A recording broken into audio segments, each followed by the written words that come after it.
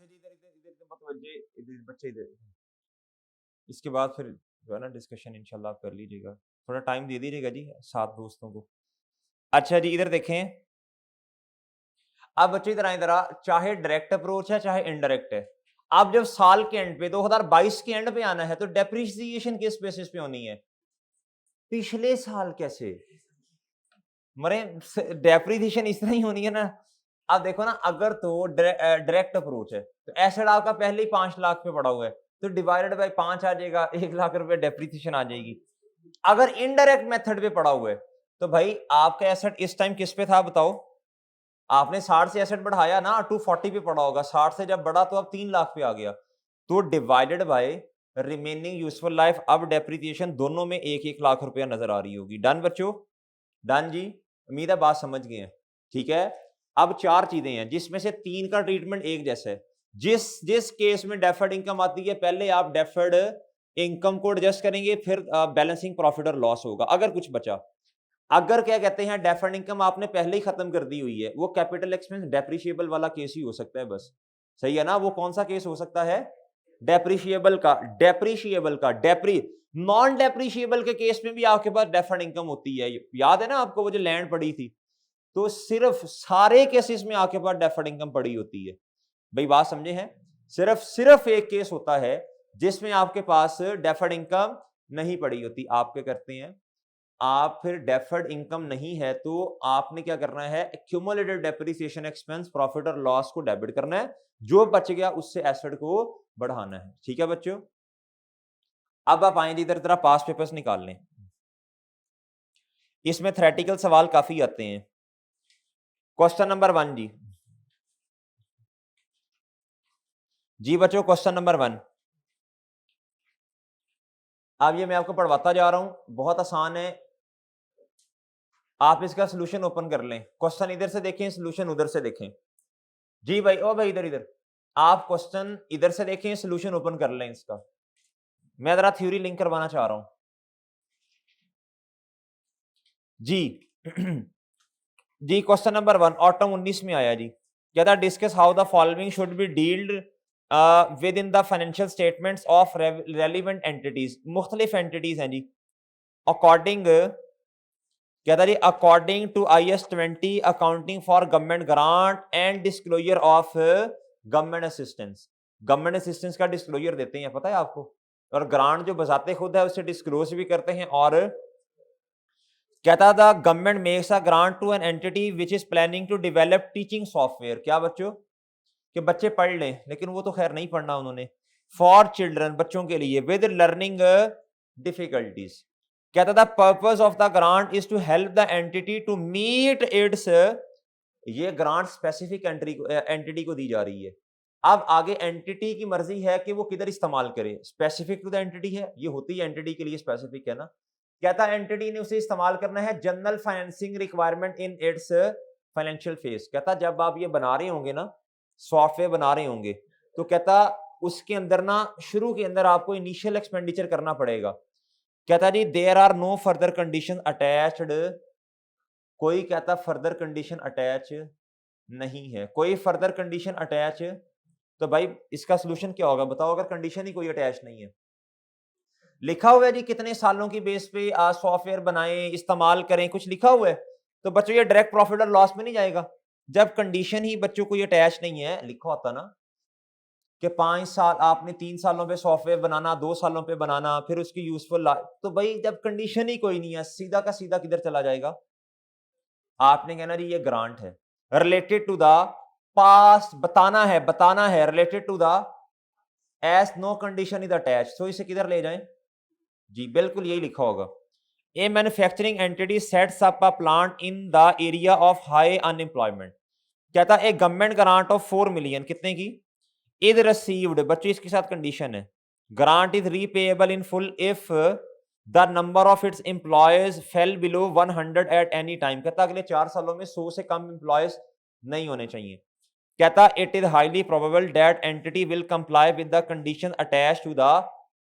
अब मुझे बताएं, सबसे पहली बात जब भी ग्रांट आती है आपने देखना है सबसे पहले ये नॉन मॉनिटरी है कि मॉनिटरी है। आपने कहना जी और देखना है ये किसके बदले में दी है ग्रांट, बताओ शाबाश। आपने कहना ये ग्रांट जो है ये किसके लिए मिली है, प्लांट के लिए। किसके लिए बच्चों, प्लांट के लिए। क्या बच्चों, प्लांट के लिए। और आगे आपने लिखना है कि देयर इज रीजनेबल एश्योरेंस, कि हम कंडीशंस को क्या कर लेंगे, पहले आपने बताना ग्रांट क्यों मिली, पर्पस ऑफ द ग्रांट, क्या बताना है बच्चों, लिख लें अपने पास, पर्पस ऑफ द ग्रांट, किस लिए ग्रांट मिली, पास्ट एक्सपेंस है, फ्यूचर है, बाई कैपिटल एक्सपेंस है, नॉन मॉनिटरी है, नॉन डेप्रिशिएबल है। सबसे पहले क्या बताएंगे, जहन में बिठा लें, क्या बताएंगे, इसका 1 नंबर होगा, पर्पस बताया जी, प्लान के बदले में ग्रांट मिली, क्या बच्चों, जो कि डेप्रिशिएबल एसेट है, ब्रैकेट में लिख देंगे, जो कि क्या है, फॉर्मेट सेट कर लेना, थ्योरी के सवालों का भी फॉर्मेट बन जाएगा। पर्पस ऑफ द ग्रांट बता दिया बच्चों, पिछले सवाल में बताया था जी, पर्पस क्या था, क्या कहते हैं, पास्ट एक्सपेंस था, क्या था बच्चों, नहीं, सॉफ्टवेयर टीचिंग में learning the grant help entity made it's in initial phase, हाँ ये फौरन मेरा ख्याल दे दी ना ग्रांट उन्होंने, इमीडिएट है, क्या है, पास्ट एक्सपेंस नहीं, इमीडिएट सपोर्ट है, जाना तो प्रॉफिट और लॉस पे ही है। इधर क्या है बच्चों बताओ, फ्यूचर नहीं, इधर आपने कहना है प्लांट के कैपिटल एक्सपेंस के बदले में मिली, जो कि डेप्रिशिएबल एसेट है, क्या है जी। अब बच्चों अगली बात आपने कहना कंडीशन जो है क्या कहते हैं, रीजनेबल एश्योरेंस है, कंडीशंस क्या हो जाएंगी, आपने कहता है जी किताबों के अंदर क्या कर लो, अब आपने डिसाइड करना ना रिकॉर्ड करनी भी है कि नहीं, पहले पर्पस फिर डिसाइड करना रिकॉर्ड करनी है या नहीं। आपने कहा जी रीजनेबल एश्योरेंस है, किताबों के अंदर क्या हो जाएगी, ग्रांट रिकॉर्ड हो जाएगी, क्या हो जाएगी बच्चों।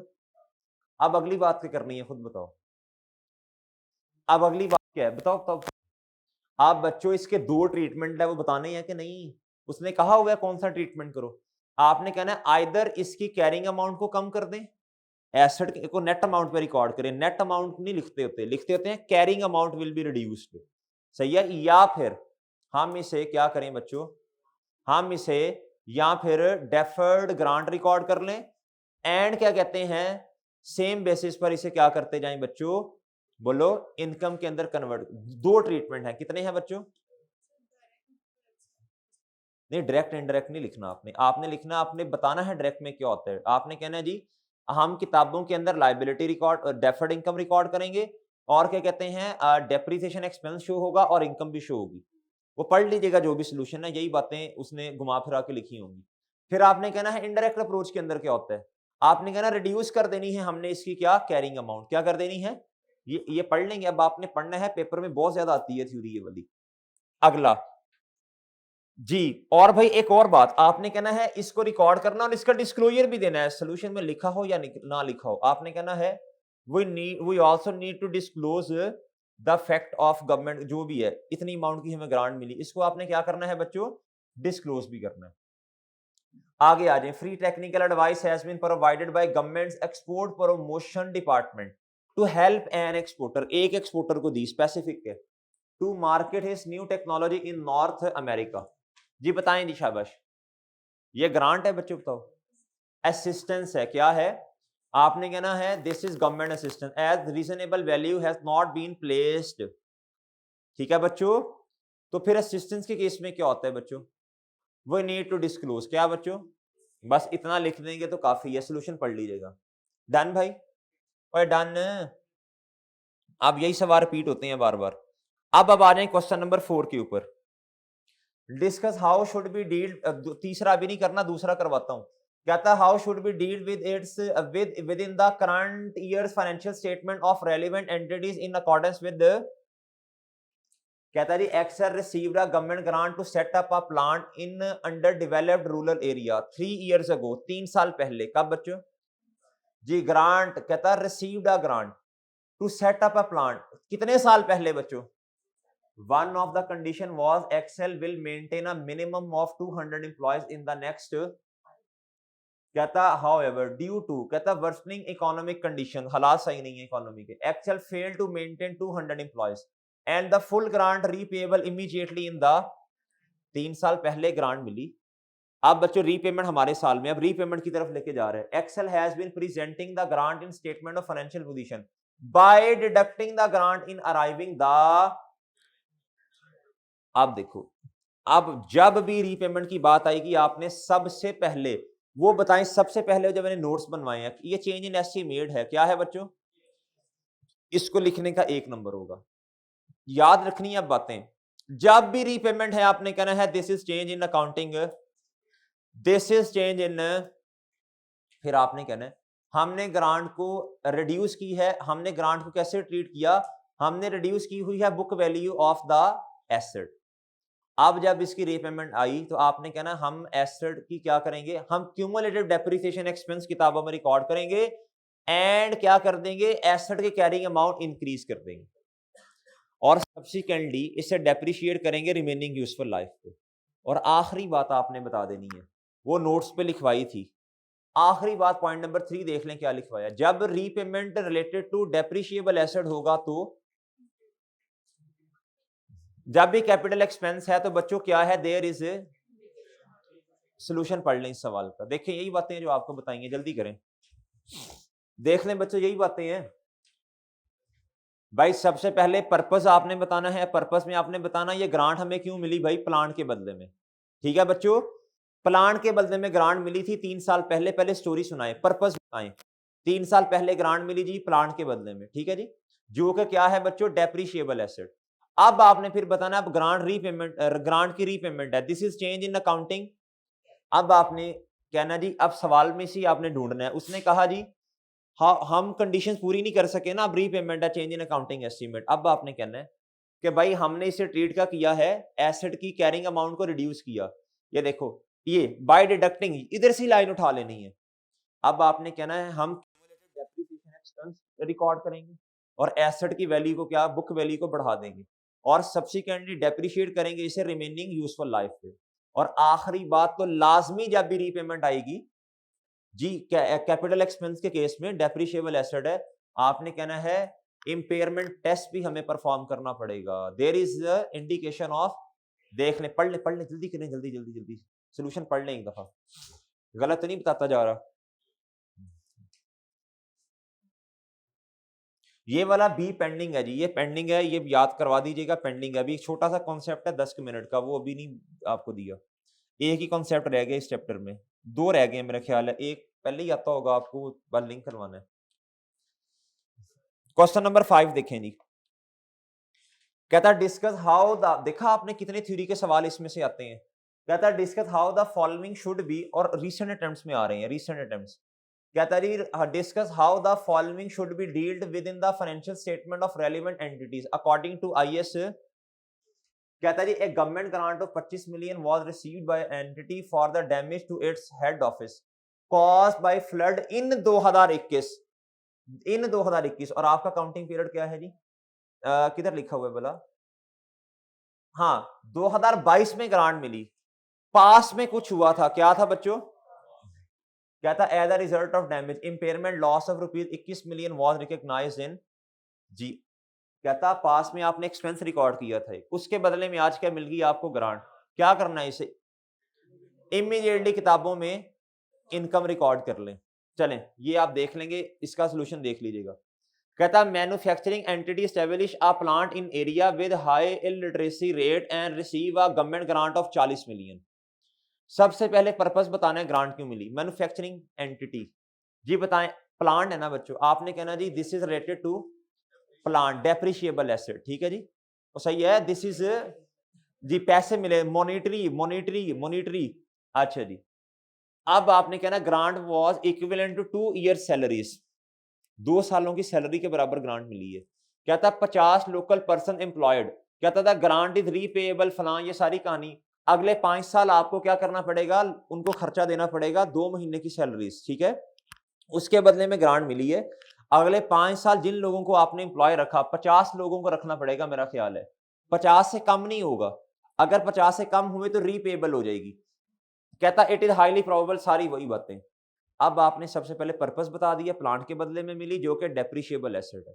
अब आपने बताना है जी इसके 2 ट्रीटमेंट है, क्या है बच्चों, बिल्कुल वही सवाल की रेपिटेशन, या तो रिड्यूस कर दें कैरिंग अमाउंट को या डेफर्ड इनकम रिकॉर्ड कर लें, सही है बच्चों। अच्छा फिर आगे वही सब्सिक्वेंटली ट्रीटमेंट इसका बता दीजिएगा, सही है भाई, बात समझ आई। आपने बता देना ना पर्पस, फिर कहना रीजनेबल एश्योरेंस है, कंडीशन मीट हो जाएंगी, फिर आपने 2 शर्तें बता देनी है। डन बच्चों? अच्छा जी, नेक्स्ट आ जाए, सोल्यूशन पढ़ लें जल्दी से एक दफा, पढ़ लो सोल्यूशन पढ़ लो।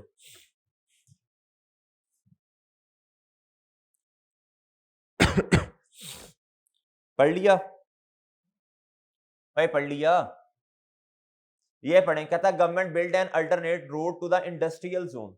गवर्नमेंट ने मुतबादिल रोड बना दिए हैं जी industrial zone in which entities factory is situated. अब भाई रोड बनाया होगा तो बाकी इस एंटिटी ने क्या कहा होगा, भाई सारे साइड पे हो जो मैं नंगने, बाकी कोई ना आए इधर से, सारी ट्रैफिक साइड पे किसी और। ऐसा नहीं होता, पूरी इंडस्ट्री को बेनिफिट मिलेगा।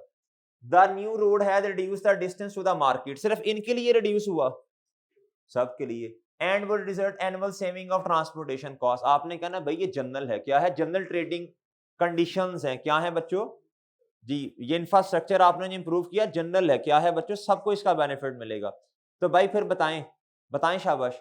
आपने कहना पहली बात है ये ग्रांट नहीं है, दूसरी बात आपने कहना ये असिस्टेंस भी नहीं है, इसको रीजनेबल वैल्यू साइन नहीं की जा सकती ना आपने कहना, और दूसरा ये जनरल है, क्या है? स्पेसिफिक टू द एंटिटी नहीं है, लिहाजा ये असिस्टेंस की डेफिनेशन से भी निकल गई, ना तो डिस्क्लोज करना और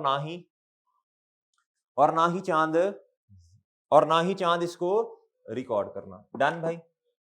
और डन भाई? अच्छा जी, अब इसको पढ़ लीजिएगा, क्वेश्चन नंबर 2 पे आ जाइए, मैंने सॉल्व करवाना है। कहता pass journal entries for the year ended 31 December 2019। ये सवाल कर लेंगे, सारी चीजें बेहतर हो जाएंगी इंशाल्लाह। अभी जो कहा ना इंपेयरमेंट लॉस रीपेमेंट का ट्रीटमेंट आ रहा है इसमें। कहता prepare journal entries for the year ended 31 December 2019 in respect of the above information. जी कहता जी in July 2014 IPL received, IPL वो नहीं जो आप समझे हैं, कहता रिसीव्ड अ ग्रांट ऑफ कितना बच्चों? 280 मिलियन। साल के एंड देख लें एक दफा कितने, 31 दिसंबर 2019 और मेरे भाई 1 जनवरी 2019। इसमें वही बातें हैं, ग्रांट रीपेमेंट हो रही है ग्रांट की, और एसेट इंपेयरमेंट की तरफ भी जा रहा है। तो बच्चों याद रखना IS 20 का सवाल IS 36 के साथ मिक्स होके आ सकता है जब ग्रांट की रीपेमेंट होगी। अच्छा जी 280 का मिला, कहता the grant is repayable in full. आगे सारी कहानियां सुनाई है। कंडीशंस बच्चों 5 सालों की हैं, कितने की हैं? कहता जी from the date of commencement of, अच्छा एट इंसेप्शन का मतलब इनिशियल होता है, स्टार्ट में, आगाज। Probable date IPL will comply, कहता कंप्लाई कर लेंगे।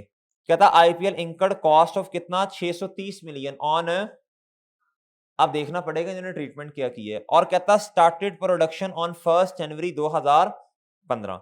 ग्रांट कब भाई बच्चों? 1 जुलाई पे। कब भाई? और कहता प्रोडक्शन कब स्टार्ट हुई? अगर ना बताया हो तो बच्चों देखें, कहता इनकर टोटल कॉस्ट इस, फिर हम एज्यूम करेंगे इस साल ही प्लांट आया। अगर कुछ ना बताया हो तो फिर बच्चों एजम्पशन लेनी पड़ती है जब प्लांट आया, साथ ही क्या कहते हैं प्रोडक्शन भी, यानी अवेलेबल फॉर यूज कब होगा? लिख लें अवेलेबल फॉर यूज। मुझे कैसे पता चला? अगर क्वेश्चन साइलेंट हो, नहीं नजूमी नहीं है भाई, अगर क्वेश्चन साइलेंट हो तो आपने हमेशा असम्पशन लेनी है कि जब प्लांट आया होगा साथ ही क्या कहते हैं इंस्टॉल होके स्टार्ट भी हो गया होगा, कमर्शियल प्रोडक्शन भी स्टार्ट होगी। अवेलेबल फॉर यूज भाई।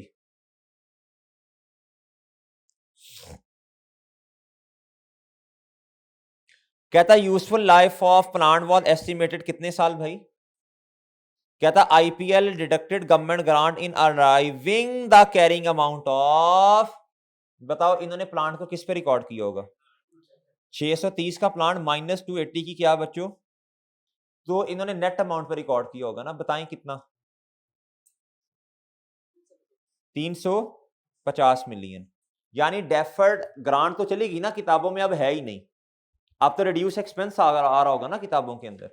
अच्छा जी कहता इन जनवरी 2019 हमने क्या करना है, हमने प्रिपेयर जनरल एंट्रीज 31, हमने 2019 की जनरल एंट्रीज करनी है, फॉर्मेट बना लें, डेट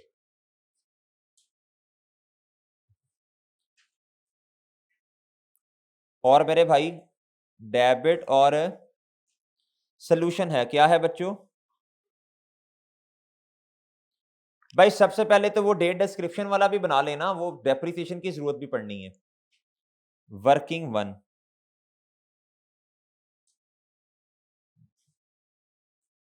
डेट, डिस्क्रिप्शन, और बच्चों इधर क्या आना है, प्लांट।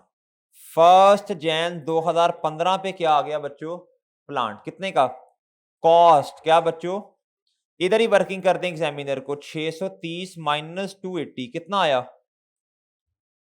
वो इस पे रिकॉर्ड किया ना भाईजान। अगर अब्दुल्ला साहब अगर उन्होंने आपको स्पेसिफिक इंस्ट्रक्शन दी हैं, फिर आपने ये नहीं कहना कि जी मैं अज्यूम करता हूं इनकम में से इन्होंने डेफर्ड इनकम रिकॉर्ड किया होगा, ये नहीं करना, उसने खुद बताया है, तो आपने फिर उसकी बात को मान के चलना है। हाँ शाबाश, हाँ जी बेहतर है, अगर क्वेश्चन साइलेंट हो तो यही ट्रीटमेंट होता है, शाबाश।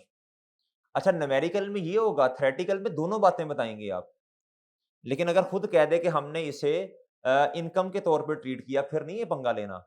साइलेंट हो तो फिर ले लें, खैर इसमें तो उसने खुद ये वाला बता दिया। अच्छा अब मुझे बताएं,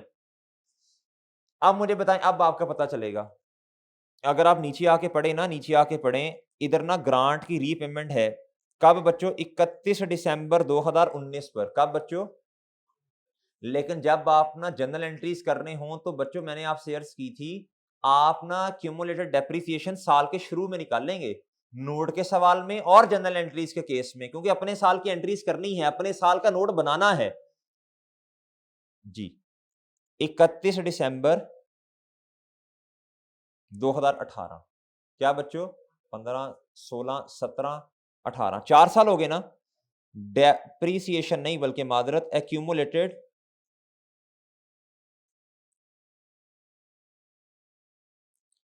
रेसिडुअल वैल्यू है कहीं सवाल में यार, अगर देखें तो नहीं है, नहीं है, नहीं है, नहीं है, नहीं है, नहीं है, कोई नहीं है। -0 डिवाइडेड बाय बच्चों कितने साल लाइफ है इसकी, मल्टीप्लाई किससे कर दूं, बताएं जी कितना आता है।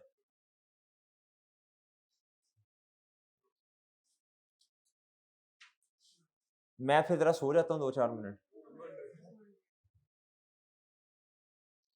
जी। पीछे कितना आ गया जी, आपके पास क्या आ गई बच्चों,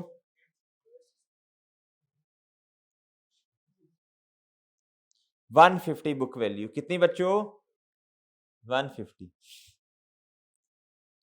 जी मेरे भाई।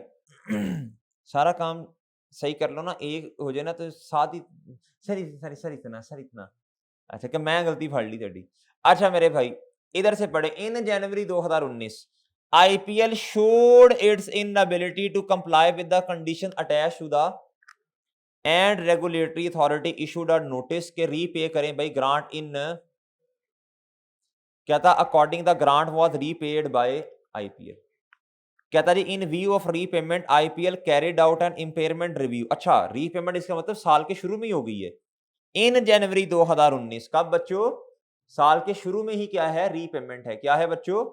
अच्छा अब आप इधर देखें, साल के शुरू में, मुझे कैसे पता चला, इन जनवरी 2019 का लफ्ज लिखा ना, नोटिस आया, साथ ही रीपेमेंट है। 1 जनवरी 19, बताओ जी एंट्रीज बताओ, कैपिटल एक्सपेंस है और रीपेमेंट है ग्रांट की और इनडायरेक्ट अप्रोच है, बताएं जी कैश क्या हो जाएगा, कितने से,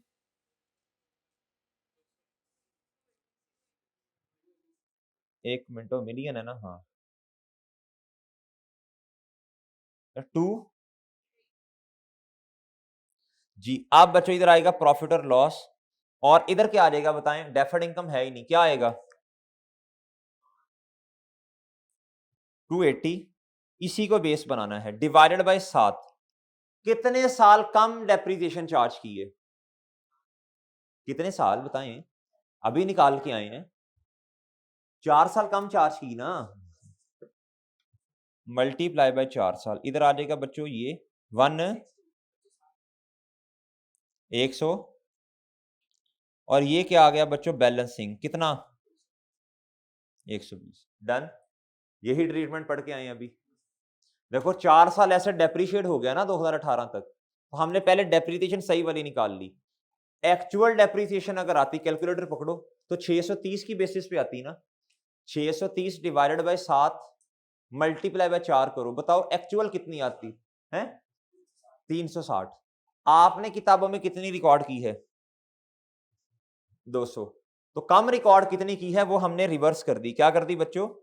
प्रूफ भी करवा दिया ना आपको अब। अच्छा जी, अब देखो इधर, अब प्लांट की बच्चों रिवाइज बुक वैल्यू आएगी, इधर देखें 1 जनवरी 2019 पे। अब क्या हुआ? रीपेमेंट होगी। क्या होगी बच्चों? रीपेमेंट की वजह से प्लांट कितने से बढ़ गया बताओ? तो बच्चों ये बढ़ गया, ये एक नई चीज आ गई। अब आपकी ये क्या हो गई है? रिवाइज हो गई है। क्या हो गई है बच्चों? ओए बुक वैल्यू रिवाइज हुई ना। अब जो मैंने कहा था, अब जो आपको समझाने की कोशिश की थी, मैंने कहा ट्रीटमेंट भी करवा दूं ना आप, ईद पता नहीं आपकी फिर ऐसा ना हो आप इतने परेशान हो जाएं कि ईद की नमाज में आपको ख्याल आ रहे हो कि यार वो सर ने एक बात कही थी, वो अटकी हुई है, मजा ही नहीं आ रहा ईद का, किरकिरी सी हो गई है ईद। तो मैंने कहा आपको ये साथ साथ बता भी दें। वैसे आपकी तरफ से तो कुछ भी ना करवाएं, आपने कहा जान छुट्टी सही है समा। जी, ठीक है, मेरी सादगी देख मैं क्या चाहता हूँ, ऐसी-ऐसी मेरी मतलब इतना पॉज़िटिव आपके बारे में मैं सोच रहा हूँ। हाँ, जी। ये आ गई मेरे भाई बुक वैल्यू अब आपके पास नई वाली, मैं रिवाइज़ तो नहीं लिख रहा, बस आप समझ जाइएगा ये क्या है। जी, कभी आपके साथ ऐसा हुआ हो कि आप परेशान हो कि यार ये ट्रीटमेंट अगर हो जाता ना तो ऐसा मज़ा आता है सुकून से ईद, जैसे बाकी जैसे बाकी आपको टेंशन्स होती है ना ये फ़ुज़ूल की, इधर-उधर की, यार फलान जो है ना क्या कहते हैं दोस्त से मिल लेता है या फलान करता बड़ा मज़ा आता है, वो कमी रह गई है किसी चीज़ की, सही है? तो इस तरह ये पढ़ाई की भी अगर थोड़ी बहुत कमी रह जाए तो इसके बारे में आपको सोचना चाहिए। अच्छा जी, अब बताएँ बच्चों, अब इम्पेयरमेंट टेस्ट तो जिस साल रीपेमेंट है उसके एंड एंड पे जाके परफॉर्म होना है ना, नॉर्मली ऐसा ही होता है। तो मैंने आपको नोट पे भी यही लिखवाया। तब तक उधर तक पहुँचने के लिए मुझे क्या चाहिए? अब वो पॉइंट नंबर 3 पढ़ लें, 3 और 4 इकट्ठा पढ़ लें। एक तो इम्पेयरमेंट टेस्ट पढ़ा वाला और फिर वो 2 के आगे मैंने कहा था कहीं न कहीं लिख लें। आपको रिमेनिंग यूज़फुल लाइफ का सहारा लेना पड़ेगा।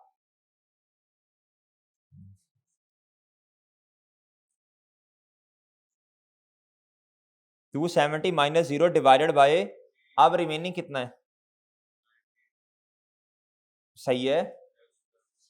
आप इस तरह करें 630 डिवाइडेड बाय 7 करें ज़रा। 630 डिवाइडेड बाय 7 करें ना ज़रा। 90 आता है ना? ओरिजिनली अगर आप एसिड को कम ना करते तो आपकी यही आनी थी। हम अब एसिड को उधर तक ले आए हैं। कैसे लेके आए हैं? एसिड को बढ़ा दिया ना उतने से। अच्छा जी, कोई नहीं, आहिस्ता-आहिस्ता समझ आ जाती होती हैं चीज़ें।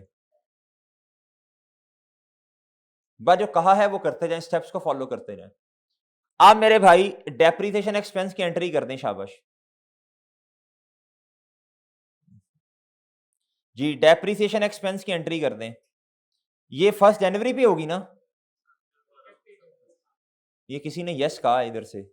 ला जुती रे, तो पूरे कॉलेज में घूम इधर बजाए। नहीं मैं तो अच्छा 31 जो आता है उसे कहते जाइए यार 2-2 मारी जो। जी,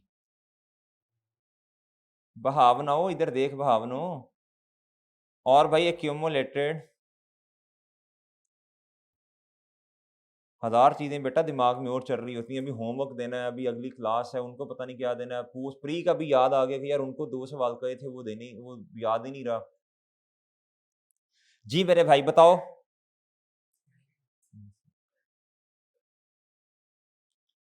जी मेरे भाई। आप मुझे बताएँ अब जिस दिन इम्पेयरमेंट होनी है हम उधर तक आ गए हैं। अब इम्पेयरमेंट वाला डेटा पढ़ लें। कहता है जी net annual cash flows for remaining life of plant 90 million and 80 million for 2020 and 21। यानी अब रिमेनिंग कितने साल रह गए होंगे? देखो ना 4 साल 18 तक हो गए, 5वां साल हमने पूरा कर लिया। अब रिमेनिंग कितने हैं? अच्छा अब हमें क्या करनी पड़ेगी? वर्किंग बताओ? वर्किंग 2 करनी पड़ेगी। क्या करनी पड़ेगी बच्चों? जी, पहले बताओ जी बुक वैल्यू कितनी है? बताओ 1 ये आपने वर्किंग कहाँ से फाइंड कर ली? 1 से 180। अब आपने करना है जी रिकवरेबल अमाउंट।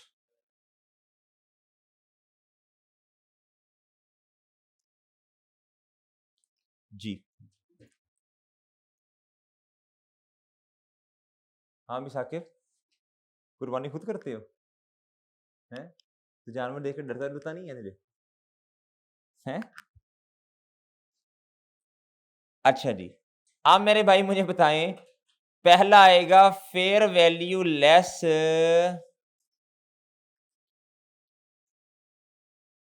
और बताएं।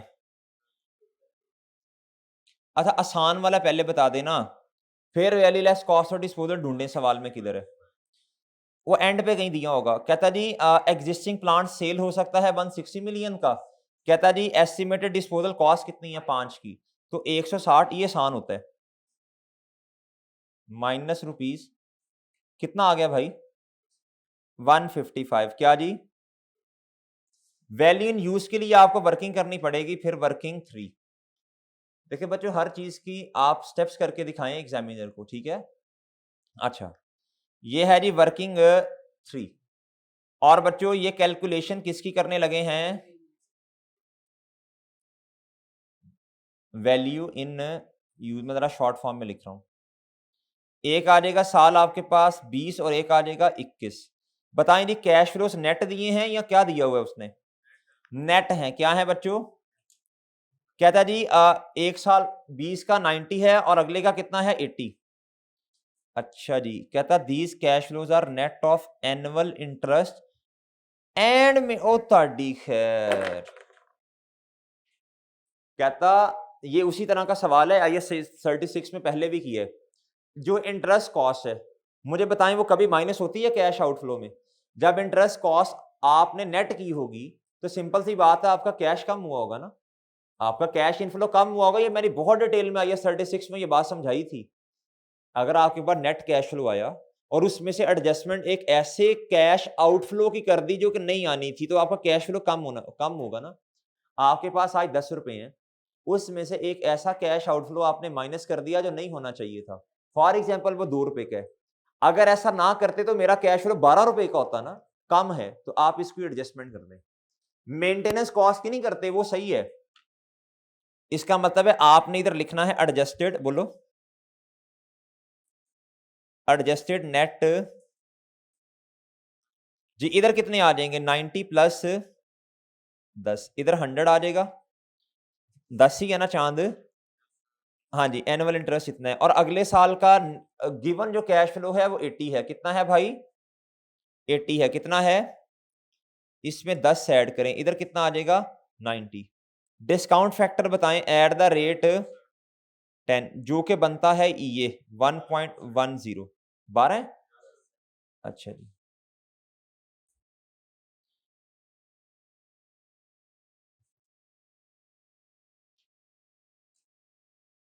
मेरी क्लास है बड़े साहब की है नहीं।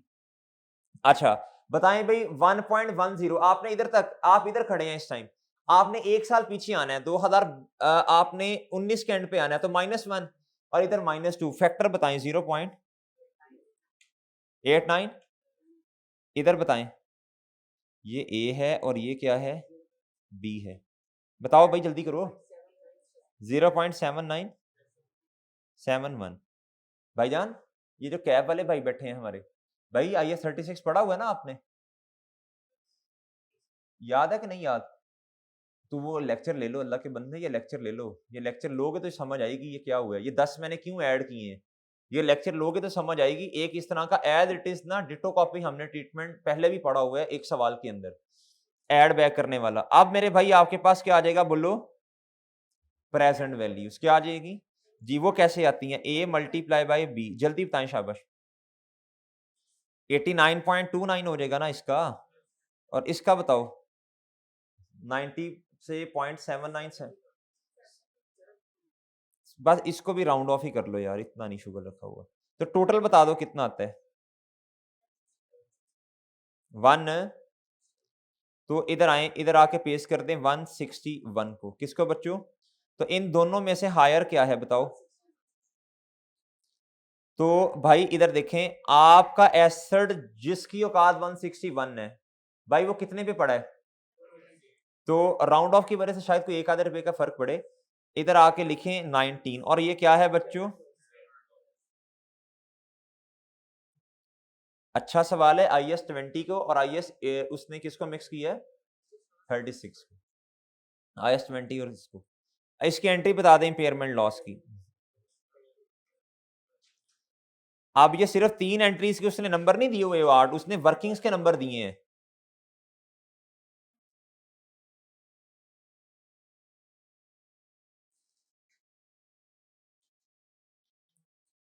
इम्पेयरमेंट लॉस कितने से बच्चों? 19 से डेबिट। और एक्यूमुलेटेड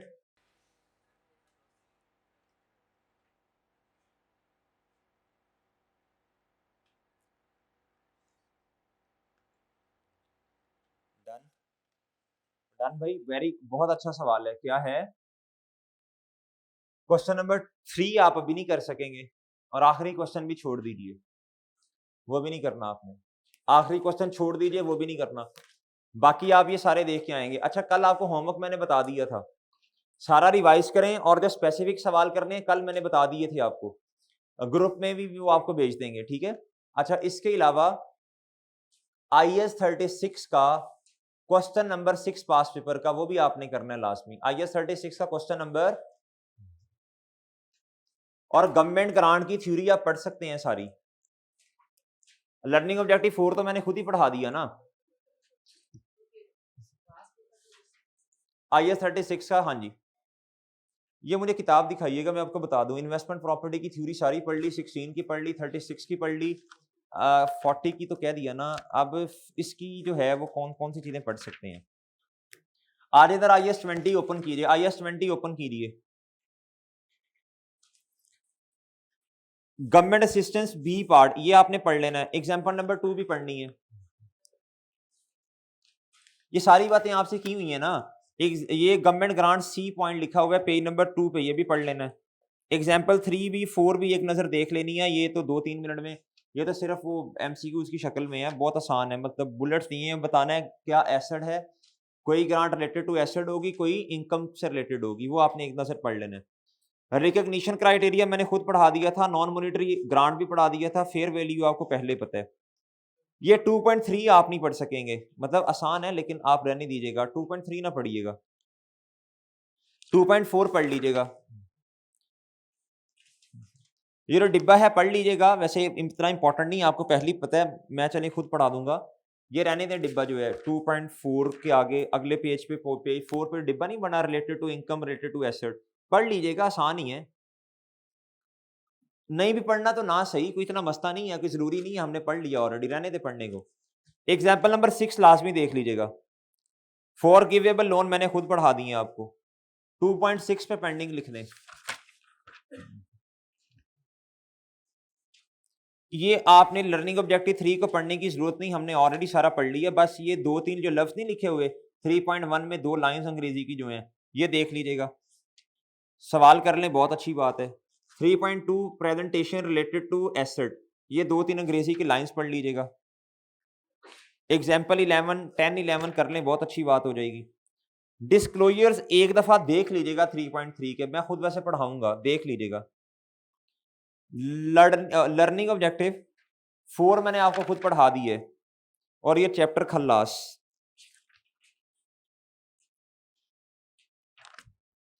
ये ट्री अगर आपको समझ आ जाए तो बहुत अच्छी बात है, नहीं तो रहने दें, सारी बातें हो ही गई हैं। एक छोटा सा कॉन्सेप्ट इसमें रह गया।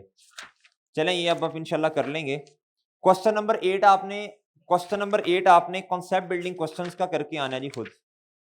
क्वेश्चन नंबर 8 इसका, और ये सारे IS 20 को रिवाइज कर लें। ये मैंने नई किताब के मुताबिक बातें बताई हैं, बाकी सेम ही है वैसे। ठीक है जी बच्चों, IS 36 का पास पेपर क्वेश्चन नंबर 6 स्प्रिंग 2000 मेरा ख्याल 23 होगा। जिनके पास पिछली किताब है पुरानी, उनकी किताब में शायद ना हो। चलें जी, ईद की बहुत सारी आपको मुबारकबाद, शुभकामनाएं। तो खुश रहें, आबाद रहें, साथ पढ़ें भी, थोड़ी शर्म भी करें। ये ना हो कि पहला दिन भी चलो ईद पढ़ी, ईद पढ़ने के बाद 1-2 घंटे पढ़ा जा सकता है, मसला नहीं है जी। बाकी तुमने काम तो करना कोई नहीं है साकिब घर में। अच्छा जी, चलें, काम भी साथ करवाएं घर वालों के। उसके बाद 1-2-3 घंटे रोजाना आपने निकालने हैं पढ़ाई के। CA वाले बच्चे के पास इतने टिटो पार्टी का टाइम नहीं होता।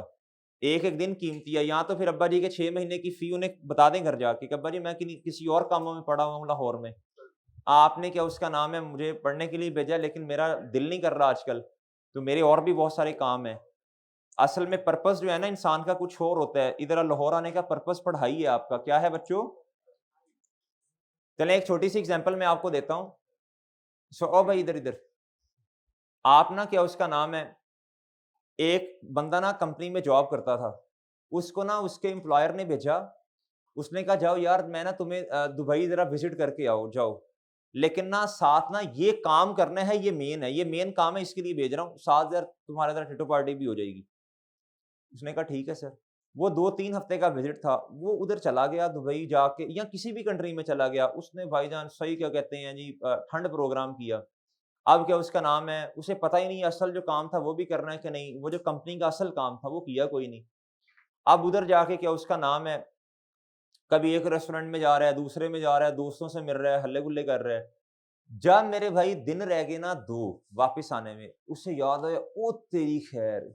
भाई जो काम था वो तो किया ही नहीं असल। अब 1-2 दिन में वो होने वाला भी नहीं था, वो तकरीबन 2 हफ्ते का काम था।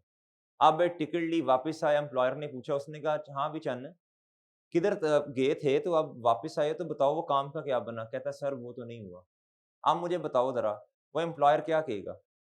वो कहेगा यार तुम क्या बंदे पाए हो? वो कहेगा यार फायर कर दो इसको यार, निकालो इसे। बल्कि इस पे केस भी करो, इसने कंपनी के पैसों का फंड्स का मिसयूज़ किया है। क्या किया है? यही मेरे भाई आपने एग्ज़ाम्पल खुद पे फिट करनी है। अब्बा जी, अम्मा जी ने आपको लाहौर किस लिए भेजा है भाई? और जो लाहौर से हैं वो ये ना कि हम पहले ही लाहौर से हैं तो हमें किसी और लिए। आपको भी कॉलेज इसलिए भेजा जाता है बच्चों। अच्छा, तो बात मैं जो कहना चाह रहा हूँ उम्मीद है आप सब समझ जाएँगे, माशाल्लाह समझदार लोग हैं सारे, कोड वर्ड्स में बात की जाती है, समझदार हैं, सारे अक्लमंद हैं। और वैसे भी बहुत सिंपल सी बात है, आप जैसा करेंगे एक ना एक दिन आपके साथ वैसा होगा, ये बात याद रखिएगा। तो इसलिए ना बहुत ध्यान से इस दुनिया में ज़िंदगी गुज़ारनी है मैंने और आपने। ये दुनिया धोखे का घर है, इस बात को समझ लीजिए। जो नज़र आ रहा है ना वैसा है नहीं। बात समझ रहे हैं कि नहीं समझ रहे? तो आप भी अपने घरों में नज़र डालिए ज़रा, इधर-उधर देखिए ज़रा, जैसा करना वैसा भरना, ये बात ज़िंदगी के उसूलों में शामिल कर लें। ये होता है, ये हकीकत है मेरे भाई, इस हकीकत से कोई भी इस हकीकत को नज़रअंदाज़ नहीं कर सकता। अब बच्चों बाकी फ़ैसला आपके मेरे हाथ में है, जो भी करना है अब अल्लाह ने छूट भी दी है। 2 रास्ते हैं ना, इहदिनस सिरातल मुस्तकीम, सिरातल लज़ीना अनअमता अलैहिम गैरिल मग़ज़ूबी अलैहिम वलद्दाल्लीन। एक है ना, या अल्लाह मुझे सीधे रास्ते पे चला। अब क्या कहते हैं एक उनका रास्ता जिन पर तेरा इनाम हुआ, जिनसे तू खुश हुआ, दूसरा उनका रास्ता जिस पर तेरा गज़ब हुआ। अब वी हैव टू डिसाइड कि हमने किस रास्ते पे चलना है भाई। इस दुनिया में ऐसा नहीं होगा अल्लाह एक फरिश्ते को भेजेंगे, इसे कहेंगे यार ये फलाँ रास्ते पे जा रहा है, इसे उठा के इधर ले आओ। कहेंगे मैंने इसे खुली छूट दी है, शैतान ने ही अल्लाह से कहा था। कहा था अल्लाह तू मुझे इस बात की इजाज़त दे दे मैं तेरे लोगों को भड़काऊँ। अल्लाह ने कहा था तुझे इजाज़त है, लेकिन जो मेरे होंगे मेरे रास्ते पे ही चलेंगे। सही है? तो सर ये मैंने और आप बाप ने डिसाइड करना है हमने क्या करना है दुनिया में। अब क्या उसका नाम है अब्बा जी को या तो फिर कह देते हैं कि नहीं अब ये हो नहीं रहा तो कोई और करना है। इसी तरह मेरे भाई आखिरी बात करूँगा मैं, ना तो दुनिया में रहते जो आप पर इन्वेस्टमेंट कर रहे हैं उनके साथ धोखा करना है। सही है? ये टेम्परेरी चीज़ें होती हैं सारी। ये क्या होती हैं चाँद? सारी टेम्परेरी चीज़ें होती हैं। ना ही क्या उसका नाम है आपने अपनी आखिरत के साथ धोखा करना है। अल्लाह ईमानदारों को पसंद करता है। ये जो आपकी जवानी है, ये जो ज़िंदगी दी है ना, क़यामत के दिन एक सवाल होगा, तुमने अपनी जवानी किधर गुज़ारी? 5 सवाल होंगे। उसमें से एक सवाल होगा तुमने ज़िंदगी किधर गुज़ारी? तुमने माल किधर खर्च किया? कमाया कैसे? और उसमें से एक सवाल होगा, अब इस बात की समझ नहीं आती कि एक सवाल होना है तुमने ज़िंदगी किधर गुज़ारी? उसके अंदर से एक सवाल फिर दोबारा होगा, जो तुम्हारा पीक टाइम था ज़िंदगी का, जिसे आप जवानी कहते हैं, वो किधर गुज़ारी तुमने? अब जब अल्लाह ने ये सवाल कर लिया तुमने ज़िंदगी किधर गुज़ारी, अल्टीमेटली ये जो सवाल उसके अंदर कवर होता है, बल्कि स्पेसिफ़ाई मज़ीद किया कि भाई तुमने जवानी किधर गुज़ारी। अब मेरे भाई जब दुनिया से जाने का टाइम होगा, पता नहीं लगता इंसान का। अभी क्या कहते हैं 2 मिनट के बाद आ जाइए, तो बातें हैं ना सारी पहले जी दुनिया में आने की तरतीब है, जाने की तरतीब नहीं है। पहले दादाजी आते हैं, फिर अब्बा जी, फिर आप आए होंगे, तशरीफ लाए होंगे। ऐसा नहीं होगा कि पहले क्या कहते हैं दादाजी ने ही जाना है, दादाजी अभी भी दुनिया में मौजूद हैं, बेटा पहले चला गया या पोता पहले चला गया। तो आने की तरतीब है बच्चों, जाने की कोई तरतीब नहीं है, याद रखिएगा। अब क्या उसका नाम है, आप जी बीमार हो गए, अल्लाह ना करे, अल्लाह सबको सेहत दे, लेकिन मौत हकीकत है भाई, कुल्लु नफ्सिन ज़ाइक़ातुल मौत, मौत हर नफ्स ने मौत का जायका चखना है। अब ये हकीकत है, इससे क्या कहते हैं, अटल बात है ना, इससे आप नज़रअंदाज नहीं कर सकते हकीकत को। अब पता चल गया, अब सेहत नहीं है, पास क्या कहते हैं, अब टाइम थोड़ा रह गया है, अब भाई देखो, अब जो होना था वो हो चुका। अल्लाह चाहे तो माफ़ कर दे, लेकिन जो ज़िंदगी गुज़ारी उसका हिसाब तो देना पड़ेगा ना, अल्लाह इंसाफ़ करने वाला है।